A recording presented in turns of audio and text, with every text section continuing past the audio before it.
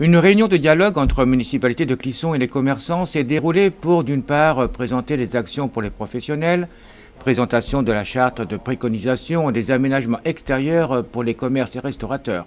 On constatera beaucoup d'obligations, voire d'interdits, que ce soit pour les enseignes, le traitement esthétique, plus ou moins subjectif, mais aussi avec un peu de logique, heureusement.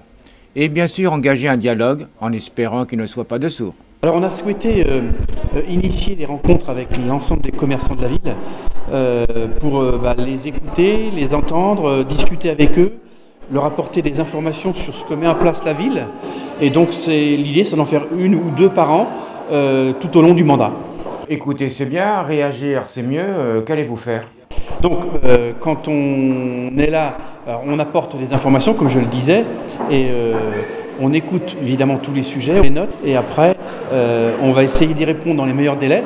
Il y a des sujets que l'on peut traiter directement parce qu'ils sont de la compétence des services municipaux. Il y a d'autres sujets qui sont de compétence de l'intercommunalité de Clisson-Cérumen-Aglo. Donc on va se mettre en relation avec l'agglomération pour que ces sujets soient traités le plus rapidement possible.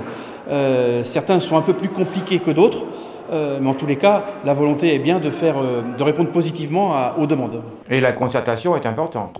Oui, la concertation est importante. Il s'avère que de temps en temps, il y a des sujets où on peut aller un tout petit peu trop vite. Donc la concertation est importante en amont, pendant la mise en place des choses et après pour voir comment ça fonctionne.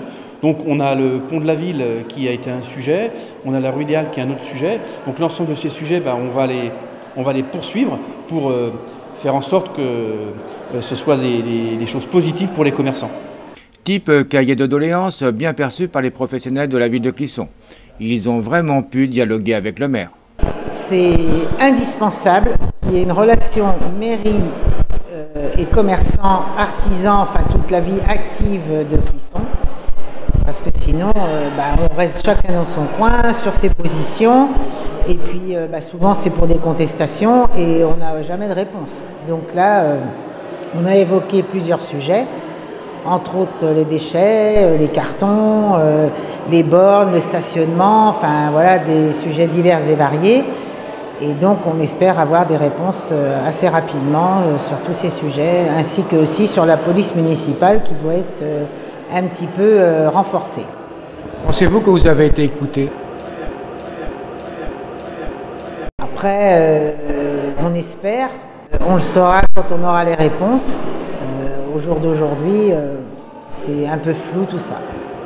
Vous pensez qu'il n'y a pas assez de collaboration et d'entraide, voire de soutien de la municipalité avec les professionnels de Clisson ? Je pense que les commerces ne sont pas assez visités.